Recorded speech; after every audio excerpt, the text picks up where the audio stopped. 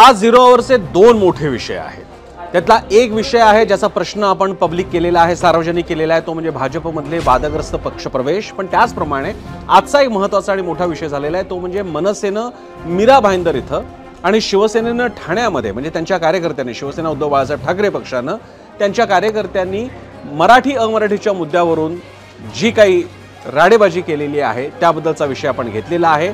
मीरा भाईंदरमध्ये एका दुकानदाराचं उद्धट वर्तन कारणीभूत ठरलं असा दावा होतोय, तर ठाण्यामध्ये सुद्धा एका अमराठी व्यावसायिकानं मराठी एका ग्राहकाला मारहाण केली आणि त्यानंतर त्याला राजन विचारे यांनी, शिवसेना उद्धव बाळासाहेब ठाकरे पक्षाचे नेते यांनी बोलावून घेतलं आणि मग तिकडे माफी मागितली। त्याला परत ग्राहकानं त्याला कान फटावलं। असे दोन चार विषय घडलेले आहेत, पण एकूणच मुंबईमध्ये मराठी अमराठी विषय मोठा होत चाललेला आहे। मग त्याला आता कायद्याचा विषय म्हणून कशा प्रकारे बघावं, भाजप याकडे कसं बघते, अशा अनेक अँगलनी आपण चर्चा करणार आहोत।